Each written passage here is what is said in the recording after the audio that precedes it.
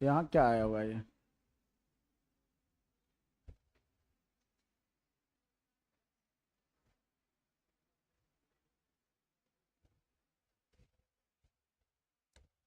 तो हम लोग आज तत्वों का निष्कर्षण का सिद्धांत एवं उसके प्रक्रम को जानेंगे। कैसे हम लोग धातु को प्राप्त करते हैं, उन सारी प्रक्रियाओं के बारे में समझेंगे इस चैप्टर में हम लोग।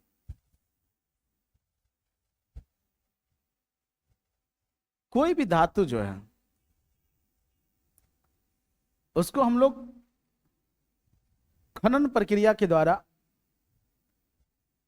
भूपर्पटी से निकालते हैं। हम लोग धरती के अंदर से निकालते हैं खनन प्रक्रिया के द्वारा। कुछ धातुएं जो होती है वह भूपर्पटी में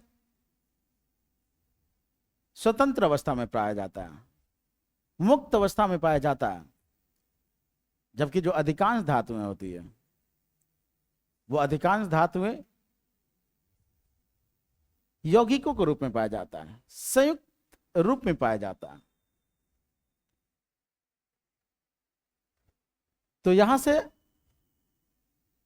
हम लोग अब खनिज के बारे में बात करेंगे, क्योंकि जब तत्व जो है वो संयुक्त अवस्था में पाया जाता है जिसको हम लोग खनिज कहते हैं।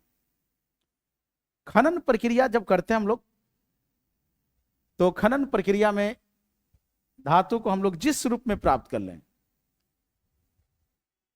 कोई भी धातु हमें जिस रूप में प्राप्त होता हो उसे हम लोग कहते हैं खनिज। क्या बोलेंगे? तो हम लोग पहला टॉपिक इस चैप्टर का खनिज को समझते हैं कि खनिज क्या होता है। खनिज है क्या? कहता कोई भी धातु प्रकृति में जिस रूप में मिल जाए हमें, जब हम खनन प्रक्रिया करते हैं तो खनन प्रक्रिया के दौरान बहुत कम ही ऐसे धातु होते हैं जो स्वतंत्र अवस्था में मिलता है हम लोगों को या मुक्त अवस्था में मिलता है। आए दिन आप लोग सुनते होंगे कि वहां खनन प्रक्रिया चल रहा था तो खनन प्रक्रिया के दौरान वहां सोना निकला। लोग सोना को पहचाना, इसका मतलब वो स्वतंत्र अवस्था में है। लेकिन ये कुछ कुछ धातु हैं जो अक्रिय धातु है, वही सब कभी कभार स्वतंत्र अवस्था में या मुक्त अवस्था में मिल जाता है। लेकिन जो अधिकांश धातुएं जो है वो स्वतंत्र अवस्था में नहीं मिलती है, बल्कि संयुक्त अवस्था में मिलता है, अर्थात वो यौगिक के रूप में पाया जाता है। तो वही हम लोग आज इस टॉपिक के बारे में पढ़ेंगे। सबसे पहला टॉपिक है इस चैप्टर का, वो है खनिज। तो खनिज होता क्या है?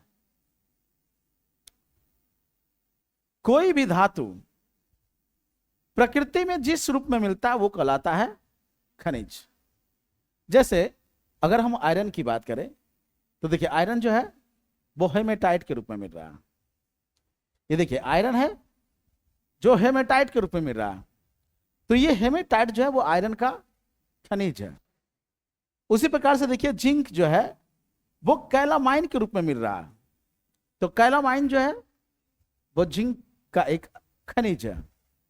इसी प्रकार से मैग्नेटाइट हो गया, चूना पत्थर हो गया, सीडेराइट हो गया, ये सब क्या है? खनिज है। ये सब खनिज है।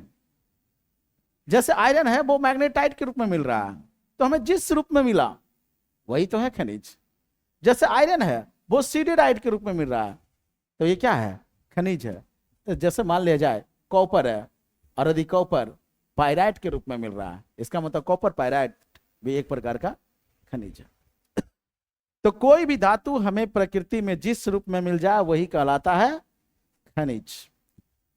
और खनिज से हम लोग धातु को प्राप्त करना चाहते हैं। खनिज से हम लोग क्या प्राप्त करना चाहते हैं? धातु को प्राप्त करना चाहते हैं। तो खनिज से हम धातु प्राप्त करते हैं, तो जिस खनिज से हमें धातु आसानी से कम खर्च में प्राप्त हो जाए, धातु जो है वो कम खर्च में आसानी से प्राप्त हो जाए, तो उसे हम लोग कहते हैं अयस्क।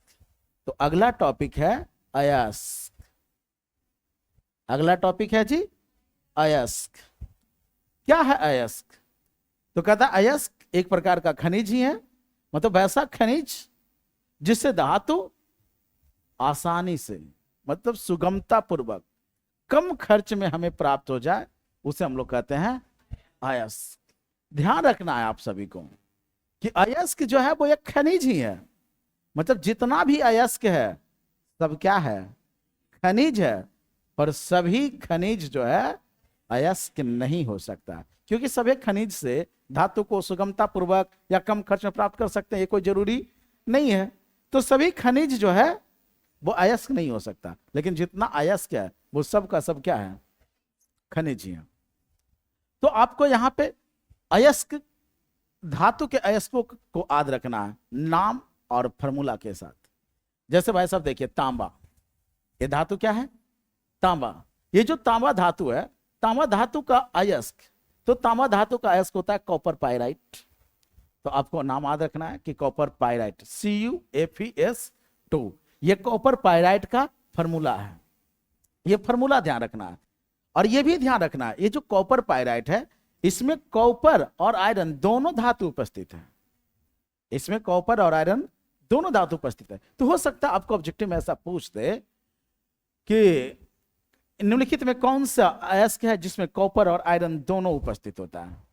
तो ऑप्शन में दिया रहे मान लीजिए कॉपर पायराइट, तो कॉपर पायराइट जो है वो करेक्ट आंसर होगा, क्योंकि इसमें देखिए कॉपर भी है और आयरन भी उपस्थित है। इसी प्रकार से क्यूपराइट, क्यूपराइट जो है वो भी कॉपर का अयस्क है। मैलाकाइट, ये है कॉपर का अयस्क। आपको मैलाकाइट का फॉर्मूला याद रखना है, CuCO3 × CuOH का होल 2, ये आपको फॉर्मूला याद रखना है। इसी प्रकार से कॉपर ग्लांस, ये भी कॉपर का अयस्क है। तो ध्यान रहे आपको सभी धातु के अयस्कों का नाम याद रखना है। कभी कभी एग्जाम में पूछ देता है कि भाई कॉपर धातु के प्रमुख अयस्कों का नाम बताइए, तो कॉपर धातु का प्रमुख अयस्कों का नाम आपको याद रखना है कि भाई कॉपर पायराइट होता है, क्यूपराइट होता है, मैलाकाइट होता है, कॉपर ग्लांस होता है। लेकिन सिर्फ नाम याद रखने से नहीं काम चलेगा, उसका फॉर्मूला के साथ लिखना पड़ता है। बस समझ गया ना? उसी प्रकार से अगला है आयरन धातु। तो आयरन का अयस्क hematite, magnetite, siderite, iron pyrite, ये आपको याद रखना है। आपको फॉर्मूला के साथ, जैसे hematite Fe2O3, magnetite Fe3O4, iron pyrite FeS2, siderite FeCO3, ये सब आपको फॉर्मूला के साथ आपको याद रखना है। बस में गया ना? जितने भी धातु है उसके अयस्क को आपको नाम फॉर्मूला के साथ याद रखना है। उसी प्रकार से एल्युमिनियम, एल्युमिनियम धातु का अयस्क बॉक्साइट Al2O3 × 2H2O, ये हो गया बॉक्साइट। Corundum Al2O3।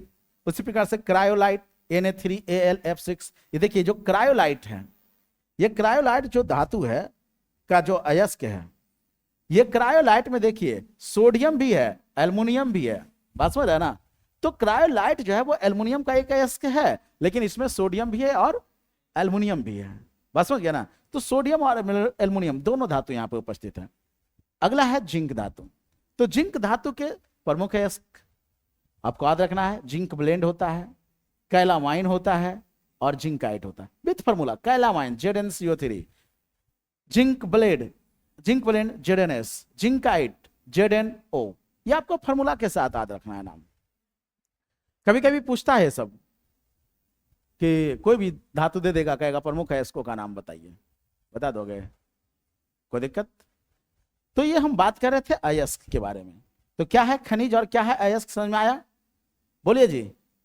खनिज धातु प्रकृति में जिस रूप में मिले खनिज है। अयस्क जिस खनिज से हम धातु को आसानी से कम खर्च में सुगमता पूर्वक प्राप्त कर सकते हैं वो कहलाता है अयस्क। बात क्लियर? सभी अयस्क जो है वो क्या है? खनिज है, पर सभी खनिज अयस्क नहीं होता है। अभी तक हम लोग इतना समझे, बताया गया कि कुछ धातुएं जो होती है वो प्रकृति में मुक्त अवस्था में पाया जाता है, लेकिन अधिकांश धातुएं संयुक्त अवस्था में पाया जाता है, कंबाइंड स्टेट में पाया जाता है, अर्थात यौगिक के रूप में पाया जाता है, और वही यौगिक हम खनिज और अयस्क के रूप में देख रहे हैं, यही ना है। उसके बाद अगला है अयस्क के प्रकार। अगला टॉपिक है जी अयस्क का प्रकार।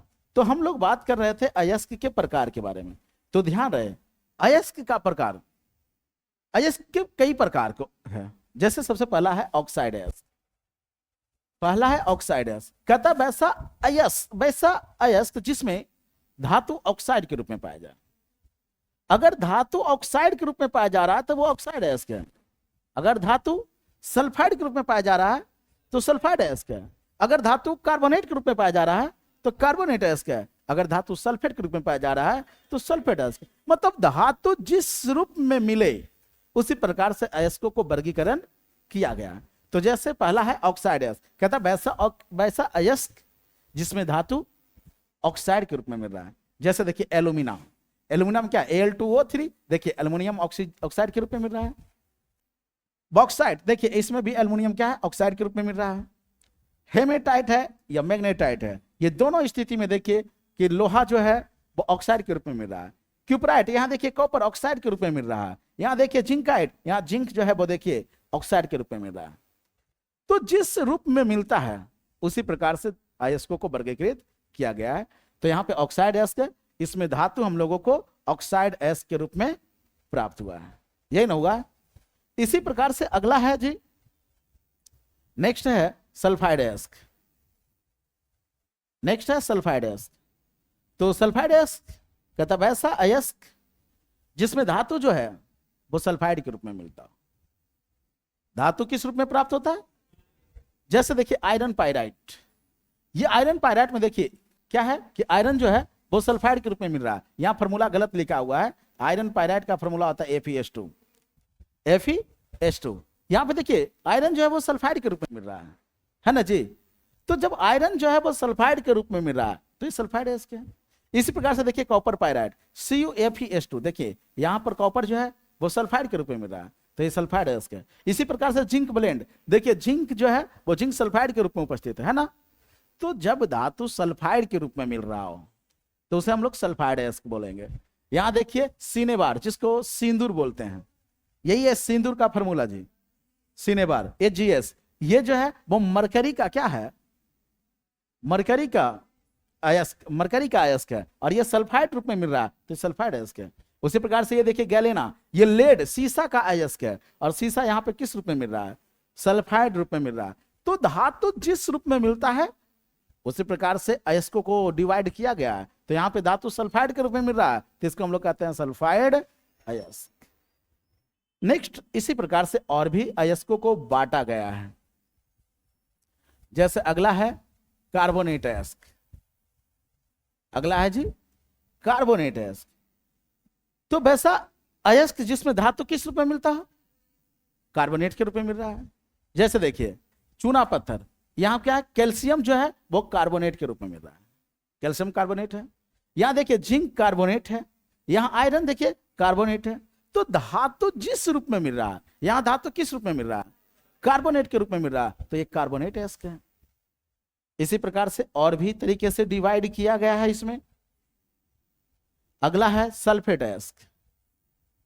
सल्फेट अयस्क देखिए कहता है धातु जिस रूप में मिल रहा हो, यहां पे धातु किस रूप में मिल रहा है, सल्फेट रूप में। जैसे एप्सम लवण, देखिए मैग्नीशियम सल्फेट के रूप में है, यहां देखिए सोडियम सल्फेट के रूप में है ना। तो यहां चूंकि ये सल्फेट रूप में है इसलिए सल्फेट अयस्क है। बात समझ में आ गया? तो आपने देखा अयस्क क्या है और अयस्क को कितने प्रकार से बांटा गया है। तो अयस्क जो है उसको कई प्रकार से बांटा गया।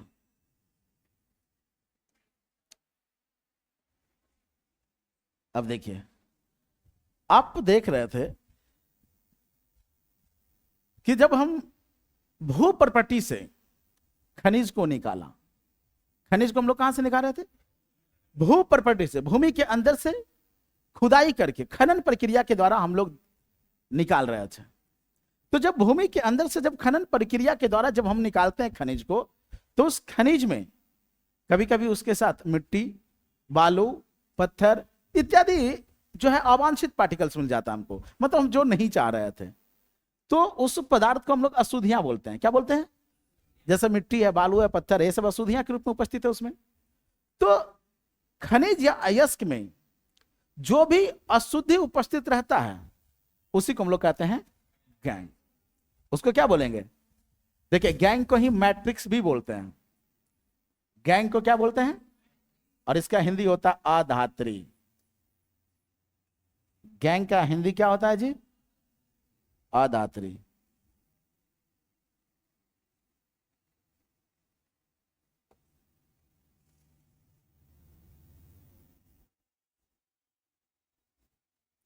ये हो गया अधात्री। तो अधात्री क्या है? कहता खनिज या अयस्क में उपस्थित अशुद्धि को हम लोग कहते हैं गैंग्स, मैट्रिक्स या अधात्री। ये जो अधात्री है या जो गैंग है, ये अम्लीय भी हो सकता है और क्षारीय भी हो सकता है। ये जो गैंग है ये दो प्रकार का होता है। एक होता है अम्लीय गैंग और दूसरा है क्षारीय गैंग। एसिडिक इन नेचर और बेसिक इन नेचर, मतलब अम्लीय और क्षारीय, ये दोनों प्रकार के होते हैं गैंग। जैसे अम्लीय गैंग, एग्जाम्पल हो गया सिलिका, ये अम्लीय गैंग है। जबकि क्षारीय गैंग, तो धातु के ऑक्साइड जो होता है वो क्षारीय होता है, जैसे कैल्शियम ऑक्साइड, मैग्नीशियम ऑक्साइड, ये सब जो है वो क्षारीय गैंग है ना। तो गैंग जो होता है वो अम्लीय भी हो सकता है और क्षारीय भी हो सकता है। अब इस गैंग को हटाने के लिए जो अशुद्धियां है, उस अशुद्धियों को हटाने के लिए हम लोग बाहर से भी कोई पदार्थ को मिलाते हैं। तो अशुद्धियों को हटाने के लिए हम लोग बाहर से जो पदार्थ मिलाते हैं उसको हम लोग फ्लक्स कहते हैं। क्या बोलते हैं जी? फ्लक्स। तो ध्यान रहे, अगला आपसे पूछेगा फ्लक्स क्या है।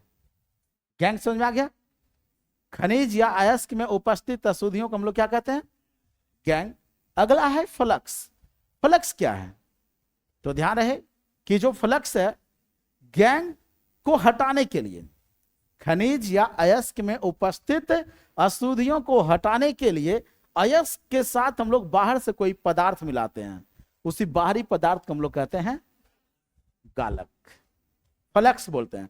और ये जो फ्लक्स है ये भी दो प्रकार का होता है। हो, ये फ्लक्स भी दो प्रकार का होता है। एक होता है अम्लीय और एक होता है, यहां भी है अम्लीय और क्षारीय, ये भी दो प्रकार का है।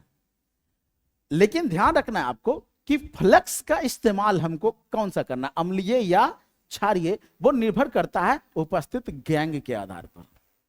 अगर उसमें उपस्थित अशुद्धियां अगर अम्लीय है, अगर उपस्थित अशुद्धियां क्या है? अम्लीय है, तो कौन सा गैंग इस्तेमाल करेंगे? क्षारीय गैंग इस्तेमाल करेंगे, क्षारीय गालक इस्तेमाल करेंगे, सॉरी। और यदि अम्लीय, अगर जो गैंग है वो कैसा है? क्षारीय, तो वहां पे कौन सा फ्लक्स इस्तेमाल करेंगे? अम्लीय फ्लक्स इस्तेमाल करेंगे। बात समझ गया ना?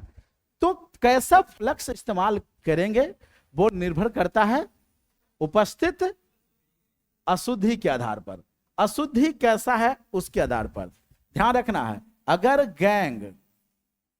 गैंग कैसा है? अधि अम्लीय है, अधि गैंग अम्लीय है, तो उसको हटाने के लिए हम लोग फ्लक्स का इस्तेमाल करेंगे, लेकिन कैसा? क्षारीय। यही ना है? तो गैंग कैसा है उसके आधार पर हम लोग फ्लक्स को चुनते हैं। अब मान लिया जाए गैंग को हटाने के लिए हम लोग बाहर से क्या मिलाए? फ्लक्स मिलाए। तो गैंग और फ्लक्स आपस में अभिक्रिया करेगा। आपस में क्या करेगा? अभिक्रिया करेगा। और इस अभिक्रिया के फलस्वरूप वो एक द्रवनशील हल्का पदार्थ बनाता है, जिसे हम लोग कहते हैं धातुमल। क्या बोलते हैं? ध्यान रहे, किसी भी खनिज या अयस्क में उपस्थित अशुद्धियों को हटाने के लिए हम लोग उसमें बाहर से मिलाया फ्लक्स।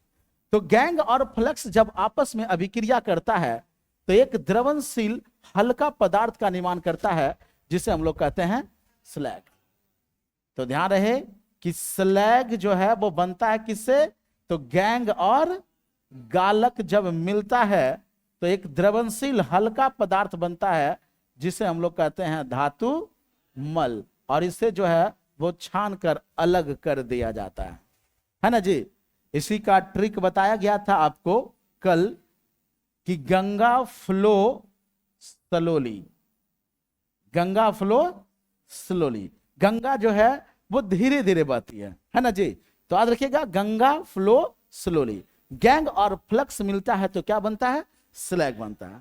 इसका एक एग्जाम्पल हम लोग देते हैं, तो देखिए इसका एग्जाम्पल देते हैं कि गैंग जो है वो फ्लक्स के साथ अभिक्रिया किया तो क्या बनाया? धातुमल। जैसे भाई साहब गैंग, गैंग मान लिया जाए कि जो खनिज है उसमें उपस्थित अशुद्धियां अम्लीय है, सिलिका, तो अम्लीय गैंग है सिलिका। तो इस अम्लीय गैंग सिलिका को हटाने के लिए हम लोग यहां पे कोई भी उपस्थित फ्लक्स को इस्तेमाल करेंगे, लेकिन फ्लक्स कैसा होगा? क्षारीय। चूंकि गैंग अम्लीय है तो क्षारीय कैसा होगा? सॉरी, अगर गैंग अम्लीय है तो फ्लक्स कैसा होगा? क्षारीय इस्तेमाल करेंगे। तो यहां पर क्षारीय गालक के रूप में हम किसका इस्तेमाल कर लिया? कैल्शियम ऑक्साइड को। ये दोनों अभिक्रिया किया और इस तरह से बना दिया कैल्शियम सिलिकेट। क्या बना दिया? तो आपने देखा कि जब गैंग जो है वो गालक के साथ फ्लक्स के साथ अभिक्रिया किया तो एक द्रवनशील हल्का पदार्थ बनाता है जिसको हम लोग क्या कहते हैं? स्लैग बोलते हैं, धातुमल बोलते हैं। क्लियर ना? तो क्या है धातुमल, समझ में आ गया? ये धातुमल जो है वो द्रवनशील हल्का पदार्थ है। तो जब गैंग नहीं हट रहा था आसानी से तो उसके साथ उसको हटाने के लिए उसने फ्लक्स मिला दिया, दोनों अभिक्रिया करेगा और अभिक्रिया करके एक हल्का पदार्थ बनाएगा द्रवनशील, जो उसके ऊपर तैरते रहेगा, उसको हम वहां से छान के क्या कर देंगे? तो इस तरह से स्लैग बन गया। नेक्स्ट है अयस्कों का सांद्रण। अयस्कों का सांद्रण क्या है? तो अयस्कों का सांद्रण ध्यान रहे, अयस्क में उपस्थित अशुद्धियों को दूर करने की प्रक्रिया अयस्कों का सांद्रण कहलाता है। माने अयस्क या खनिज जो है उसमें जो भी अशुद्धि है, चाहे उसको चून करके, उसको छान करके, उसको धो करके, उसको जैन विधि से हटाइए। अयस्क में उपस्थित अशुद्धियों को हटाने की प्रक्रिया को ही हम लोग कहते हैं अयस्कों का सांद्रण। अयस्कों की सांद्रण की बहुत सारी विधियां हैं, लेकिन हम लोग कुछ प्रमुख विधियों का चर्चा करेंगे, जिसमें सबसे पहला है गुरुत्वीय पृथक्करण विधि। गुरुत्वीय पृथक्करण विधि, इस विधि के द्वारा हम लोग वैसे अयस्कों का सांद्रण करते हैं जो अयस्क भारी हो। जो अयस्क क्या हो? जैसे जो भारी अयस्क है वो होता है ऑक्साइड या कार्बोनेट अयस्क, ऑक्साइड और कार्बोनेट अयस्क। तो जो ऑक्साइड या कार्बोनेट अयस्क है, ये दोनों अयस्क जो है वो भारी अयस्क होता है, और इन भारी अयस्कों का सांद्रण, इन भारी अयस्कों का शुद्धिकरण हम लोग इस गुरुत्वीय पृथक्करण विधि के द्वारा करते हैं।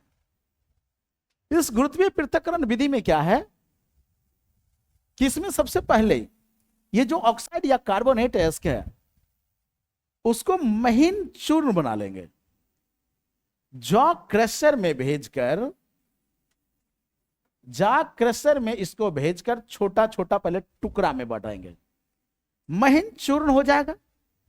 फिर उस महीन चूर्ण को जल की धाराओं के साथ, जल जो बहते रहे उस जल की धारा के साथ उसको हम लोग बिलफ्लेट टेबल पर भेजेंगे।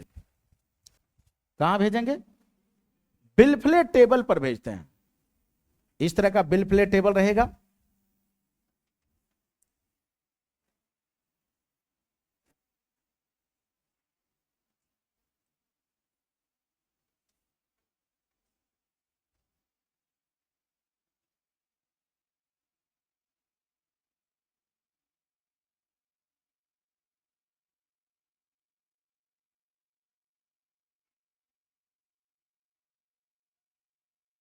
इस तरह से एक बिलफ्लेट टेबल का इस्तेमाल किया जाएगा, और इसमें बीच बीच में गड्ढा बना रहेगा इस तरह से, और इस तरह का गड्ढा रहेगा।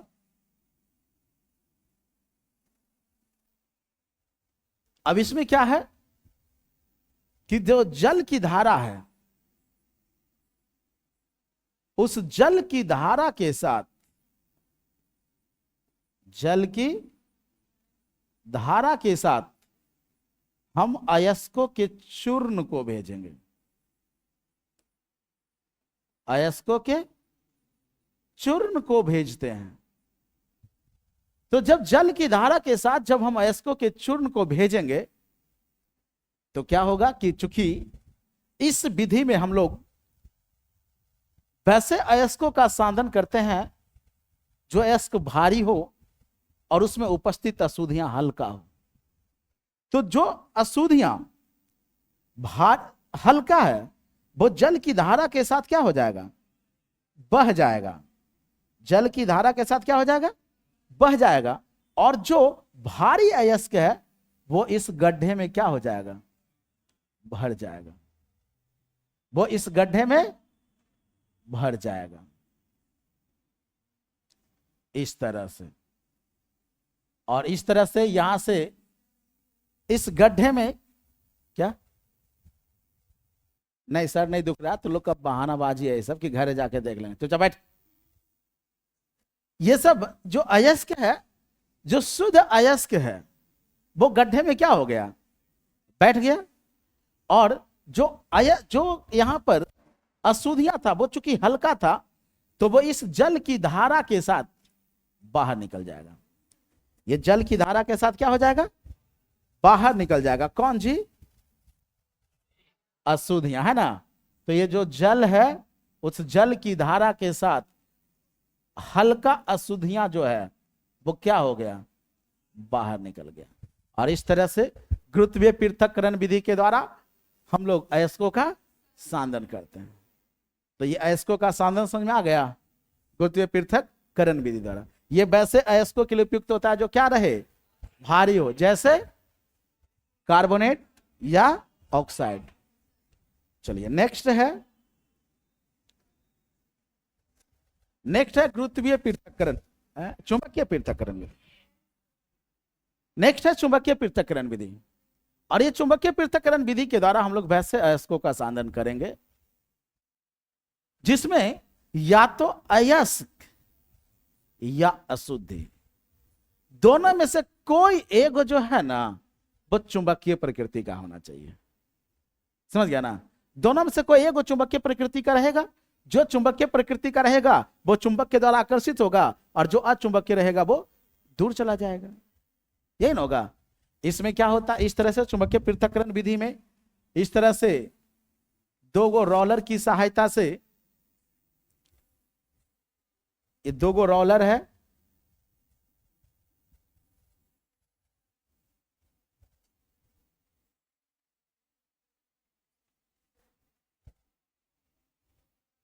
इस रोलर को बेल्ट के माध्यम से हम लोग घुमाते हैं। यहां शाफ्ट के द्वारा ये कनेक्ट रहता है। एक शाफ्ट पे मैग्नेट लगा देते हैं और ये जब बेल्ट के माध्यम से मूव करेगा तो स्पीड से ये मूव कर रहा है, रोटेट हो रहा है। अब यहां पे हम लोग अयस्क के चूर्ण को बेल्ट पर भेजते हैं। यहां ये अयस्कों का क्या है, चूर्ण है। इस अयस्कों के चूर्ण को हम लोग बेल्ट के माध्यम से भेजेंगे। तो ये बेल्ट के माध्यम से ये इस तरह से बेल्ट के थ्रू यहां जाएगा, लेकिन चूंकि ये रोटेशन हो रहा है, रोटेट हो रहा है, जिस कारण से ये दूर फेंकने की कोशिश करेगा। तो जो अचुंबकीय होगा गुण वाला, जो अचुंबकीय प्रकृति का होगा पदार्थ, वो दूर चला जाएगा। और जो चुंबकीय गुण वाला होगा वो इस चुंबक से खींचा करके वो इस रोलर के निकट कहीं एक ढेर बनाएगा। क्योंकि ये चुंबक से खींचा जाएगा तो इस तरह से आप देखा कि एक चुंबकीय गुण वाला पदार्थ अलग और अचुंबकीय पदार्थ अलग, अलग अलग ढेर बना देती है। इस तरह से यहां से चुंबकीय पृथक्करण विधि के द्वारा हम लोग चुंबकीय और अचुंबकीय पदार्थ को सांद्रित करेंगे। नेक्स्ट विधि है वो है फेन उत्प्लावन विधि। तीसरा है फेन उत्प्लावन विधि। और इस फेन उत्प्लावन विधि में हम लोग वैसे अयस्कों का सांद्रण करते हैं। इस फेन उत्प्लावन विधि में हम वैसे अयस्कों का सांद्रण करते हैं जो हल्का अयस्क होता है। क्या होता है जी? हल्का अयस्क होता है। और जनरली जो सल्फाइड अयस्क है वो हल्का अयस्क है कि नहीं? जो सल्फाइड अयस्क है वो क्या है? हल्का अयस्क है। जैसे जिंक ब्लेंड सल्फाइड अयस्क है, सिनेबार सल्फाइड अयस्क है, कॉपर पाइराइट सल्फाइड अयस्क है, आयरन पाइराइट ये सब क्या है? सल्फाइड अयस्क है। तो जो सल्फाइड अयस्क है वो सभी हल्का होता है और हल्का होने के कारण इसको फेन उत्प्लावन विधि के द्वारा सांद्रण किया जाता है। सांद्रण आप समझते हैं, उसमें उपस्थित अशुद्धियों को दूर करते हैं। तो सल्फाइड अयस्कों को हम लोग इस विधि के द्वारा सांद्रित करते हैं। इसमें क्या है कि एक बड़ा सा पात्र होता है और इस बड़े से पात्र में हम लोग जल भर करके रखते हैं और इस जल से भरे पात्र में इसमें क्या है कि अयस्कों का जो चूर्ण है, अयस्कों का चूर्ण को इसमें मिला देते हैं। इस तरह से अयस्कों के चूर्ण को हम लोगों ने क्या किया? मिला दिया। और जब अयस्कों का चूर्ण मिल गया फिर इसमें क्या है कि चीर का तेल या तारपीन का तेल इसमें मिला देते हैं। यही होता है। अयस्क के चूर्ण को जल तथा पाइन के तेल के साथ इसको क्या करते हैं? मिला देते हैं। यहां पे अयस्क भी है जिसको छोटे छोटे टुकड़े में क्या किया गया है? बांटा गया है।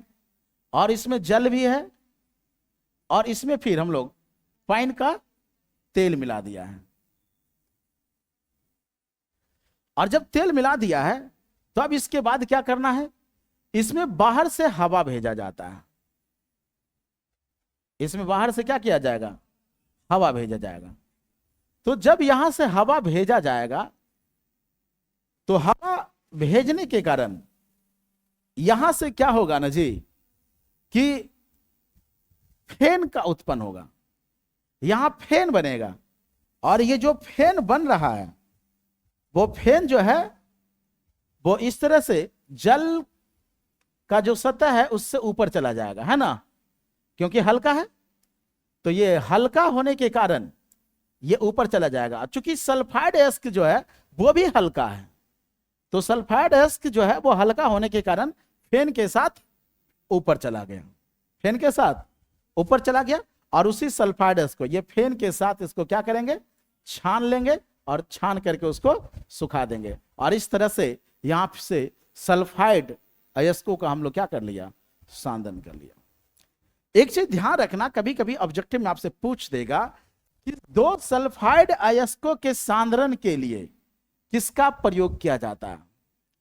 तो ध्यान रहे, जब सल्फाइड अयस्क हो और सल्फाइड अयस्कों में अवनमक का प्रयोग किया जाता है या प्रतिवर्धकों का इस्तेमाल किया जाता है दो सल्फाइड अयस्कों को पृथक करने में, तो अवनमक या क्या चीज?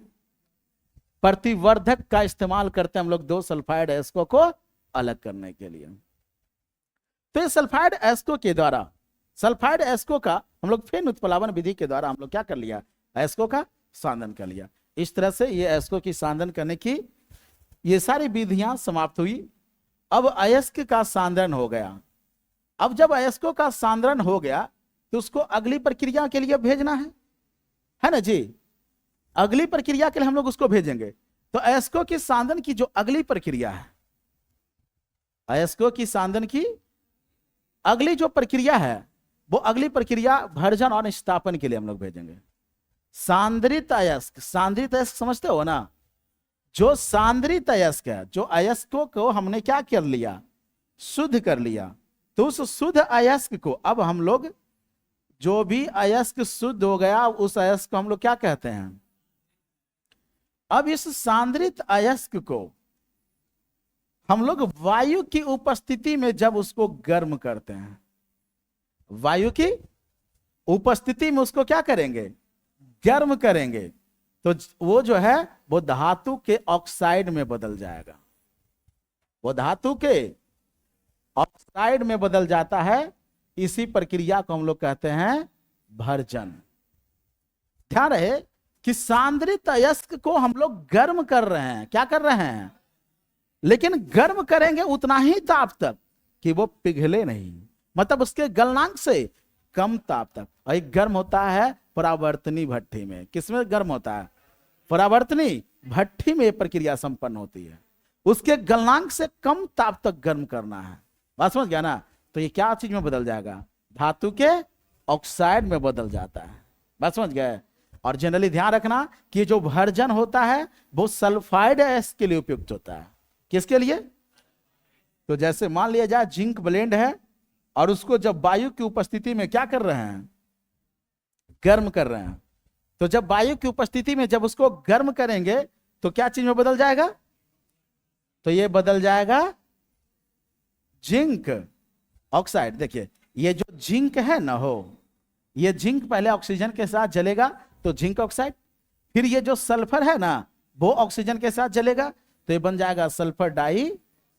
तो चूंकि ये गैस है ये तो यहां से हट गया, यहां हमको क्या प्राप्त हो गया, जिंक ऑक्साइड। तो ध्यान रखना कि भर्जन की प्रक्रिया में हमको धातु के ऑक्साइड प्राप्त होता है। क्या प्राप्त होता है, धातु के ऑक्साइड प्राप्त होता है। तो इसका परिभाषा दे दोगे, परिभाषा हो जाएगा कि सांद्रित अयस्कों को वायु की उपस्थिति में उसके गलनांक से कम ताप तक गर्म करके धातु के ऑक्साइड में परिवर्तित करने की प्रक्रिया को हम लोग क्या कहते हैं, भर्जन कहते हैं। सबको जोड़ दिया गया है ना जी, जितना कुछ बताया सबको जोड़ दीजिए, वही हो गया परिभाषा कि सांद्रित अयस्कों को वायु की उपस्थिति में उसके गलनांक से कम ताप तक गर्म करके धातु के ऑक्साइड में परिवर्तित करने की प्रक्रिया को हम लोग कहते हैं भर्जन। और ये भर्जन की प्रक्रिया जो होती है वो सल्फाइड अयस्कों के लिए उपयुक्त होता है। एक है निस्तापन, भर्जन के बाद अगली प्रक्रिया है निस्तापन। देखिए ये जो निस्तापन है भाई साहब, ये निस्तापन को भी ध्यान रहे, निस्तापन में भी जो है ना ये गर्म करने वाली प्रक्रिया है। निस्तापन जो है वो भी क्या है, गर्म करने वाली प्रक्रिया, और इसमें भी उसके गलनांक से कम ताप तक ही गर्म करना है, इसमें भी उसके गलनांक से कम ताप तक ही गर्म करना है। ऐसा ना कि इतना गला दीजिए कि पिघल जाए जी, तो गलनांक से कम ताप तक ही गर्म करना। लेकिन ध्यान रहे जब ये गर्म होता है, ध्यान रखना है कि इसमें जो सांद्रित अयस्क है उस सांद्रित अयस्क को हम लोग क्या करते हैं, गर्म करते हैं। लेकिन ध्यान रहे वायु की अनुपस्थिति में, वायु की अनुपस्थिति में गर्म करेंगे। और जब वायु की अनुपस्थिति में उसके गलनांक से कम ताप तक जब गर्म करते हैं तो यहां भी प्राप्त होता है धातु का ऑक्साइड, यहां भी प्राप्त होगा धातु के ऑक्साइड प्राप्त होता है। तो इसी प्रक्रिया को हम लोग कहते हैं निस्तापन। देखिए दोनों में समानता पहले समझिए कि भर्जन और निस्तापन में समानता क्या है। भर्जन हो या निस्तापन हो, दोनों में गर्म होता है, दोनों गर्म करने की प्रक्रिया है। भर्जन और निस्तापन दोनों जो है परावर्तनी भट्ठी में संपन्न होता है। भर्जन और निस्तापन दोनों के द्वारा अंतिम में जो प्रोडक्ट प्राप्त होता है वो सेम प्रोडक्ट धातु का ऑक्साइड प्राप्त होता है। बस समझे ना। अब दोनों में अगर अंतर पूछे तो भर्जन और निस्तापन में अंतर, जैसे भर्जन वायु की उपस्थिति में होता है, निस्तापन वायु की अनुपस्थिति में होता है। भर्जन सल्फाइड अयस्क के लिए उपयुक्त होता है, निस्तापन कार्बोनेट अयस्क के लिए उपयुक्त होता है। तो देखिए भाई साहब ये जो सांद्रित अयस्क है उसको वायु की अनुपस्थिति में जब गर्म करिएगा ना तो वो धातु के ऑक्साइड में बदल जाता है। इस प्रक्रिया को हम लोग क्या कहते हैं, निस्तापन कहते हैं जी। और ये ध्यान रहे कि निस्तापन की जो प्रक्रिया है वो कार्बोनेट अयस्क के लिए उपयुक्त होता है। जैसे भाई साहब मान ले जाए कैलामाइन है, जिंक कार्बोनेट है, और उसको अगर गर्म करते हैं हम, तो जब गर्म करेंगे तो ये कार्बोनेट जो है वो टूट जाएगा और टूट करके ये बदल जाएगा जिंक ऑक्साइड और साथ में कार्बन डाई, तो ये तो कार्बन डाइऑक्साइड गैस है, वो तो बन के उड़ गया। यहां से हमको फिर क्या प्राप्त हो गया, यहां से भी हमको प्राप्त हो गया जिंक का। तो ध्यान रहे, निस्तापन की प्रक्रिया से भी हमको धातु का ऑक्साइड ही प्राप्त हुआ। तो परिभाषा इसका भी दे सकते हैं कि वैसी प्रक्रिया जिसमें सांद्रित अयस्क को वायु की अनुपस्थिति में उसके गलनांक से कम ताप तक गर्म करके धातु के ऑक्साइड में परिवर्तित करने की प्रक्रिया को हम लोग क्या कहेंगे, निस्तापन कहते हैं। क्या निस्तापन और क्या भर्जन समझ आ गया। निस्तापन की जो प्रक्रिया है वो कार्बोनेट अयस्क के लिए उपयुक्त होता है, चाहे वो भर्जन हो चाहे वो निस्तापन हो। दोनों प्रक्रिया में, भर्जन हो या निस्तापन हो, इस दोनों प्रक्रिया में ध्यान रहे आपको, भर्जन और निस्तापन दोनों प्रक्रिया में धातु के ऑक्साइड ही प्राप्त होते हैं। यही ना है। ठीक उसी प्रकार से अगला टॉपिक है, जब भर्जन और निस्तापन हो गया तो अगला टॉपिक है कि उसको कहां भेजिएगा, प्रगलन के लिए। उसको कहां भेजिएगा, प्रगलन में। देखिए अभी तक हम लोगों ने क्या समझा, अभी तक हम लोगों ने यह समझा कि भाई भूपर्पटी के अंदर से हमको धातु जिस रूप में प्राप्त हुआ वो कहलाया खनिज। भूपर्पटी से हमको धातु जिस रूप में प्राप्त हुआ वो कहलाया, और जिस खनिज से धातु हमको आसानी से कम खर्च में प्राप्त हो गया उसको हम लोगों ने कहा अयस्क। यही ना कहा। अब भाई साहब इसके बाद हमने अयस्कों का सांद्रण किया, मतलब अयस्क में जो भी उपस्थित अशुद्धि था, अशुद्धि को दूर किया। तो अयस्कों में उपस्थित अशुद्धियों को दूर करने की प्रक्रिया को हम लोग कहा अयस्कों का सांद्रण। क्या बोला जी, अयस्कों का सांद्रण बोला। और ये अयस्कों के सांद्रण में क्या हुआ, अशुद्धियां को दूर किया गया। यही ना हुआ। अयस्क का सांद्रण क्या है, अयस्क में उपस्थित अशुद्धियों को दूर करने की प्रक्रिया, अशुद्धियों को हटाने की प्रक्रिया को हम लोग कहते हैं अयस्कों का सांद्रण। तो यहां से हम लोग अयस्कों को क्या कर लिया, सांद्रण कर लिया। जब अयस्क में उपस्थित अशुद्धि जब दूर हो गया तो यहां से हम लोगों को प्राप्त हो गया सांद्रित अयस्क। क्या प्राप्त हो गया, सांद्रित अयस्क। ध्यान से देखिएगा, अब ये जो सांद्रित अयस्क जो हमको प्राप्त हुआ, ये जो हमको सांद्रित अयस्क प्राप्त हुआ, इस सांद्रित अयस्क को हम लोगों ने गर्म किया। सांद्रित अयस्क को हम लोगों ने क्या किया, गर्म किया। यदि उसको हम वायु की उपस्थिति में किया, ध्यान से देखिए, यदि हम उसको वायु की उपस्थिति में किया तो उसको हम लोगों ने कहा भर्जन। उसको हम लोगों ने क्या कहा, भर्जन। और अगर यही सांद्रित अयस्कों को अगर हम लोगों ने गर्म किया, उसको क्या किया, लेकिन यदि हम उसको गर्म किया वायु की अनुपस्थिति में गर्म किया, और जब वायु की अनुपस्थिति में गर्म किया तो उस प्रक्रिया को हम लोगों ने कहा निस्तापन। चाहे वो भर्जन हो चाहे वो निस्तापन हो, ये भर्जन हो चाहे वो निस्तापन हो, ये दोनों प्रक्रिया के द्वारा हमें प्राप्त हुआ धातु के ऑक्साइड। इस दोनों प्रक्रिया के द्वारा हमें प्राप्त हुआ धातु के ऑक्साइड। लेकिन भाई साहब मेरा मकसद धातु का ऑक्साइड प्राप्त करना नहीं है, मेरा मकसद है धातु प्राप्त करना, है कि नहीं। मेरा मकसद है धातु प्राप्त करना, लेकिन अभी प्राप्त क्या हुआ है, धातु का ऑक्साइड।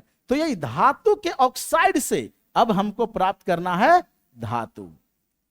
धातु के ऑक्साइड से हमको प्राप्त करना है धातु। तो भाई धातु कब प्राप्त होगा, जब यहां से ऑक्सीजन जाएगा हट, है कि नहीं। धातु के ऑक्साइड से अगर ऑक्सीजन को हटा दीजिए तो प्राप्त हो जाएगा धातु। यही ना होगा हो, जैसे अभी तक क्या था, जिंक ऑक्साइड प्राप्त हो रहा था, तो जिंक ऑक्साइड में से जिंक को हटा, ऑक्साइड को हटा दीजिए तो ऑक्सीजन जब हट जाएगा तो हमें धातु प्राप्त हो जाएगा। तो धातु के ऑक्साइड से हमको ऑक्सीजन हटाना है, तो ऑक्सीजन को रिमूव करना है ना जी। तो ऑक्सीजन हटाने की प्रक्रिया अपचयन या ऑक्सीकरण, अपचयन है ना जी। रिडक्शन ना होता है जी, अपचयन कहलाता है। इसका मतलब है कि जो धातु का ऑक्साइड प्राप्त हुआ है, अब उसको अपचयन करना है। क्या करना है? अपचयन करना है। तो अपचयन के द्वारा हमको प्राप्त होगा धातु। उसी प्रक्रिया को हम लोग कहते हैं परगलन। क्या बोलेंगे? परगलन। तो अब हम लोग बात करेंगे परगलन के लिए।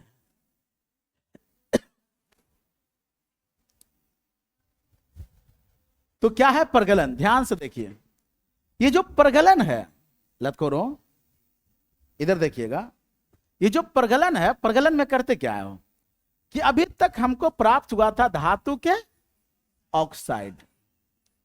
अब ये जो धातु के जो ऑक्साइड प्राप्त हुआ है, उस धातु के ऑक्साइड को आप कोक या कार्बन मोनो ऑक्साइड, कोक और कार्बन मोनो, ये जो कार्बन मोनो ऑक्साइड और जो कोक है, ये दोनों का प्रयोग हम लोग यहां पर अपचायक के रूप में कर रहे हैं। किसके रूप में? अपचायक मतलब रिड्यूसिंग एजेंट के जैसा व्यवहार करेगा। ये कैसा व्यवहार करेगा? तो धातु के ऑक्साइड को कोक या कार्बन मोनोऑक्साइड अपचायक की उपस्थिति में जब गर्म कर दीजिएगा ना जी, तो यहां से प्राप्त हो जाएगा धातु। क्या प्राप्त हो जाएगा? और साथ में या तो कार्बन मोनोऑक्साइड प्राप्त हो जाएगा या कार्बन डाई ऑक्साइड प्राप्त हो जाएगा। यही ना प्राप्त हो जाएगा। तो देखिए यहां से हमको प्राप्त क्या हो रहा है? धातु प्राप्त होता है। तो धातु के ऑक्साइड को कोक या कार्बन मोनोऑक्साइड के उपस्थिति में जब उसको अपचयित किया जाता है, तो हमको प्राप्त होता है धातु। इसी प्रक्रिया को हम लोग कहते हैं परगलन। क्या बोलेंगे? जैसे भाई साहब, अगर आपसे पूछा जाए, इसका एग्जाम्पल अगर दिया जाए, तो आप इसको ऐसा पहले इसका मैकेनिज्म देख लीजिए। धातु के ऑक्साइड, ये मेटल का क्या है? ऑक्साइड है। उसको यदि मान लिया जाए कोक मतलब कार्बन या कार्बन मोनोऑक्साइड के साथ जब अपचयन किया जाए, जब इसको गर्म किया जाए, तो या मेटल यहां से अलग हो जाएगा और ये कोक जो है या तो कार्बन मोनोऑक्साइड में बदल जाएगा या तो कार्बन डाइऑक्साइड में बदल जाएगा। यही है परगलन। बस हो गया ना? यही है परगलन। जैसे आप इसका एक एग्जाम्पल देते हैं, चलिए हम इसका एक एग्जाम्पल दे रहे हैं। ऐसा है, देखिए भाई साहब, क्या ऊपर यहां दिखेगा, यहां देखिए, अगर आप मान लिया जाए, अभी आपने देखा था कि जिंक ऑक्साइड प्राप्त हुआ था ना? अभी धातु का ऑक्साइड भर्जन और स्थापन किया था तो जिंक का ऑक्साइड प्राप्त हुआ था।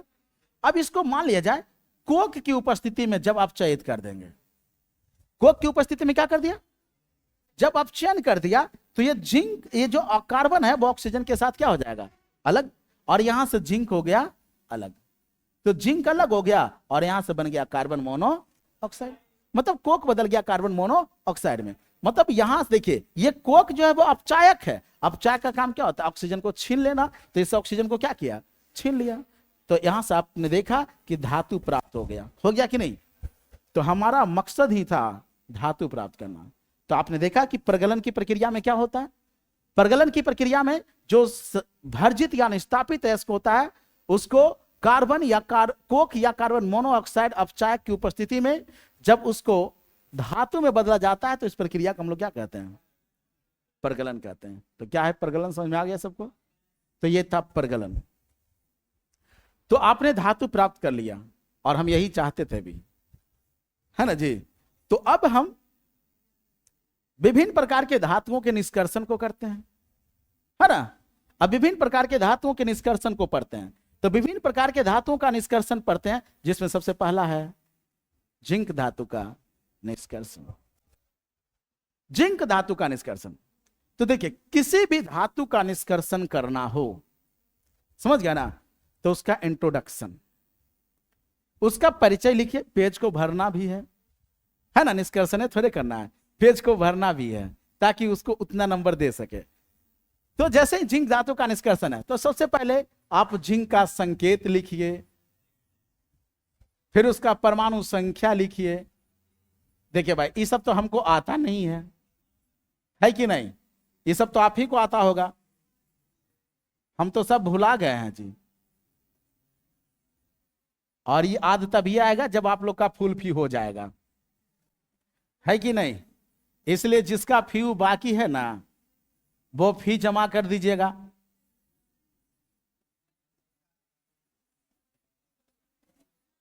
इलेक्ट्रॉनिक विन्यास, इतना कुछ लिखिएगा, ये सब इंट्रोडक्शन दीजिएगा, है ना? हो जैसे जिंक, परमाणु संख्या, पहले संकेत Zn, परमाणु संख्या, परमाणु द्रव्यमान 65.38, यूनिफाइड मास होता है।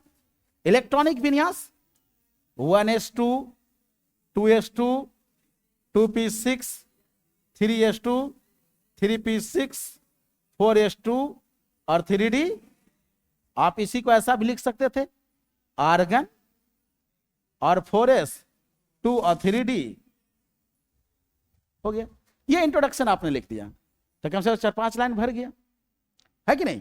पेज थोड़ा थोड़ा भर रहा है, तो पेज को भरना भी है। इतना से नहीं संतुष्टि मिल रहा तो और इंट्रोडक्शन देंगे, हाँ, थोड़ा और इंट्रोडक्शन देंगे कि भाई जिंक जो है वो एक क्रियाशील धातु है, ये प्रकृति में मुक्त अवस्थाओं में नहीं पाया जाता, ये संयुक्त अवस्थाओं में पाया जाता है। और जब संयुक्त अवस्था में पाया जाएगा तो इनका प्रमुख अयस्क का नाम लिख देना है कि नहीं? तो इनका जो प्रमुख अयस्क है उस प्रमुख अयस्कों का नाम बताना है और आपको याद रखना है फॉर्मूला, नेम, सब कुछ। जैसे सबसे पहला धातु का अयस्क, धातु जिंक ब्लेंड, तो फार्मूला के साथ लिखना है। फिर जिंकाइट, फिर कैलामाइन, ये सब इनका प्रमुख अयस्क है। बात समझ गया ना? ये सब इनका प्रमुख अयस्क है। लेकिन निष्कर्षण हम लोग जनरली जिंक ब्लेंड या कैलामाइन से करते हैं। किसे करेंगे? जिंक ब्लेंड या कैलामाइन से करेंगे। ऐसे देखिए, जो सांप जो काटता तो जहर फैलता है, तो सांप के जहर में भी जस्ता पावल जाता है, सांप के विष में भी जस्ता मतलब जिंक पाया जाता है। कितना? 0.1% से 0.6% तक। ये आपको याद रखना है, ऐसे पूछता है सब नहीं है, लेकिन याद रखिएगा कि सांप के जहर में भी जस्ता पावल जाता है 0.1 से 0.6% तक। बात समझ गया ना? अब ऐसे जनरली हम लोग जिंक धातु का निष्कर्षण जिंक ब्लेंड या कैलामाइन से करेंगे। तो चलो हम किसी एक को चुन लेते हैं। किसको चुन लें? जिंक ब्लेंड को चुन लेते हैं। तो चलिए, हमने जिंक ब्लेंड को चुना निष्कर्षण के लिए। हमने किसको चुना? जिंक ब्लेंड से। तो अब हम लोग जिंक ब्लेंड से हम लोग जिंक का निष्कर्षण करना चाह रहे हैं, यही ना? तो जिंक ब्लेंड से जिंक का निष्कर्षण करेंगे। तो देखिए, आप ही खुद बताइए कि जिंक ब्लेंड किस प्रकार का अयस्क है? सल्फाइड अयस्क है, जो हल्का अयस्क है। और जब हल्का अयस्क है तो इसका सांद्रण हम लोग किस विधि के द्वारा करेंगे? फेन उत्प्लावन विधि द्वारा। तो हम लोग हेडिंग देंगे कि जिंक ब्लेंड अयस्क से जिंक धातु का निष्कर्षण, और उसमें बहुत सारी प्रक्रिया है, जिसमें पहला प्रक्रिया हेडिंग देंगे अयस्कों का सांद्रण। लिखेंगे कि जिंक सल्फाइड मतलब जिंक ब्लेंड जो है वो एक सल्फाइड अयस्क है या एक हल्का अयस्क है, इसलिए इसका जो सांद्रण है हम लोग फेन उत्प्लावन विधि के द्वारा करते हैं। हो गया, अयस्कों का सांद्रण हो गया। कौन सी विधि के द्वारा करिएगा? फेन उत्प्लावन विधि के द्वारा करेंगे। इसमें क्या है? सल्फाइड अयस्क हल्का होने के कारण ये फेन के साथ ऊपर चला जाएगा, अशुद्धि भारी होने के कारण नीचे पेंदी में बैठ जाएगा। वहां से हम लोग सल्फाइड अयस्क को क्या कर लिया? छान के अलग कर लिया। अयस्कों का सांद्रण हो गया। और जब अयस्कों का सांद्रण हो जाए तो उसके लिए फिर कहां भेजिएगा? भर्जन के लिए। सांद्रित अयस्कों को हम लोग कहां भेजते हैं? भर्जन के लिए। तो जब सांद्रित अयस्क है एकदम शुद्ध हो गया, जिंक ब्लेंड जो है वो मेरे पास क्या हो गया? शुद्ध हो गया। अब इस जिंक ब्लेंड को हम लोग कहां भेजेंगे? भर्जन के लिए। दूसरा स्टेप क्या होगा? भर्जन। पहला हो गया अयस्कों का सांद्रण, अब दूसरा स्टेप भर्जन। तो भर्जन में क्या करोगे कि जिंक सल्फाइड जिंक ब्लेंड को वायु की उपस्थिति में उसके गलनांक से कम ताप तक गर्म करेंगे। और जब कम ताप तक गर्म करेंगे तो यहां से प्राप्त होगा जिंक ऑक्साइड और साथ में sulphur dioxide. Zinc oxide और साथ में सल्फर डाई, और यहां से बैलेंस कर दीजिएगा। फिर उधर ऑक्सीजन 3 दूनी 6 बना दीजिए, तो यहाँ 2 दूनी 4 और ये 2 6, तो यहाँ भी 2 हो गया बैलेंस। तो आपने यहाँ पे भर्जन कर दिया, तो भर्जन के द्वारा आपको क्या प्राप्त हो गया? जिंक ऑक्साइड प्राप्त हो गया, भले ना हो, जिंक ऑक्साइड प्राप्त हो गया, कोई दिक्कत? तो अब जब जिंक ऑक्साइड प्राप्त हो गया तब उसको कहां भेजिएगा? अब उसको भर्जन के बाद निस्तापन की जरूरत है नहीं, कार्बोनेट रहता तो निस्तापन करते, तो ये है नहीं, तो अब कहां भेजिएगा? परगलन। तो तीसरा स्टेप हो जाएगा परगलन। तो तीसरा स्टेप हम लोग परगलन के लिए भेजेंगे। तो परगलन में क्या होगा कि जो धातु का जो ऑक्साइड है उसको कोक के साथ अपचयन करवा देंगे। कोक के साथ क्या करवा देंगे? जब कोक के साथ अपचयन कराइएगा तो एक कार्बन जो है वो कार्बन मतलब कोक जो है वो ऑक्सीजन के साथ चला जाएगा। तो ये जिंक देखिए अपचयन हो गया, जिंक का क्या हो गया? ऑक्सीजन छीना गया ना, उससे ऑक्सीजन हट जाएगा तो वही अपचयन है। तो ऑक्सीजन वहां से हट गया तो अपचयन हो गया, और अपचयन के फलस्वरूप देखिए जिंक प्राप्त हो गया, और साथ में इधर कार्बन मोनो। तो यहां हमको देखिए जिंक प्राप्त हुआ। क्या प्राप्त हुआ? और ये जो जिंक प्राप्त हुआ है वो शुद्ध जिंक नहीं है, वो अशुद्ध जिंक है, और इस अशुद्ध जिंक को हम लोग कहते हैं स्पेल्टर। क्या बोलते हैं? अशुद्ध जिंक को हम लोग बोलते हैं। तो यहां से हम लोग को स्पेल्टर प्राप्त हो गया। बात समझ गया ना? तो अब यह स्पेल्टर प्राप्त हो गया, लेकिन जिंक तो प्राप्त हो गया, लेकिन अभी शुद्ध जिंक नहीं प्राप्त हुआ। जब जिंक शुद्ध नहीं प्राप्त हुआ है तब इसको क्या करिएगा? शुद्धिकरण करेंगे। तो अब इसका शुद्धिकरण करेंगे हम लोग। तो शुद्धिकरण के लिए इसको या तो आसवन विधि के द्वारा या वैद्युत अपघटन विधि के द्वारा कर देंगे। तो अब ये तीसरा हो गया। अब चौथा लिखिएगा जिंक का शुद्धिकरण। और जिंक का शुद्धिकरण लिख करके लिख दीजिएगा कि अशुद्ध जिंक अर्थात स्पेल्टर को हम लोग वैद्युत अपघटन विधि के द्वारा शुद्ध कर देते हैं। ऐसे वैद्युत अपघटन विधि होता क्या है? तो देखिए, अगर हम वैद्युत अपघटन विधि की बात करें तो वैद्युत अपघटन विधि में क्या होता है कि वैद्युत अपघटन की प्रक्रिया होती है। क्या होगा? वैद्युत अपघटन की प्रक्रिया होगी। और वैद्युत अपघटन प्रक्रिया में क्या होगा? देखिए, आपको तो पता है कि वैद्युत अपघटन एक पात्र में होता है जिसको वैद्युत अपघटनी सेल कहते थे।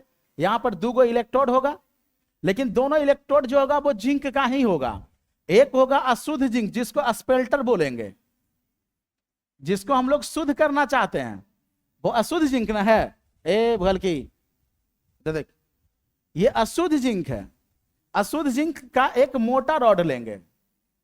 अशुद्ध जिंक का क्या लेंगे? मोटा रॉड। और ये शुद्ध जिंक है, शुद्ध जिंक है। तो एक एनोड होगा, एक यहां पर फिर वैद्युत अपघटन की प्रक्रिया में उसको हम लोग बैटरी से जोड़ देंगे। वैद्युत अपघटन प्रक्रिया शुरू होगा। यहां जिंक सल्फेट का घोल ले लिया जाएगा वैद्युत अपघटन प्रक्रिया के लिए। अब ये क्या होगा कि वैद्युत अपघटन शुरू होगा। हम शुद्ध करना चाह रहे हैं किसको? स्पेल्टर को ना, जो मोटा रॉड है। तो क्या होगा इसमें हो कि जैसे जैसे ये प्रक्रिया वैद्युत अपघटन की प्रक्रिया शुरू होगी, ये धीरे धीरे करके ये जो स्पेल्टर है वो धीरे धीरे गलता जाएगा।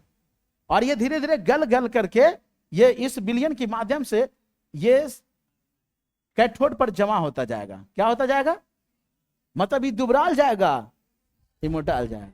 तो यहां से ये गल गल करके वहां जमा होता जाएगा, और इस तरह से स्पेल्टर जो था, अशुद्ध जिंक जो था, वो शुद्ध जिंक में बदल जाएगा। बस समझ गया ना? तो इस तरह से आपने देखा कि जिंक धातु का निष्कर्षण किया गया। क्लियर?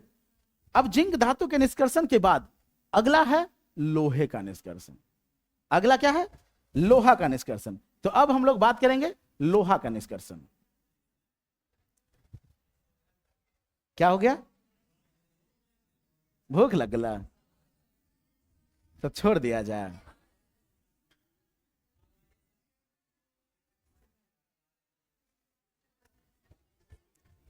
चलिए, तो ठीक है, आज भर इतना ही। इसके आगे कल है।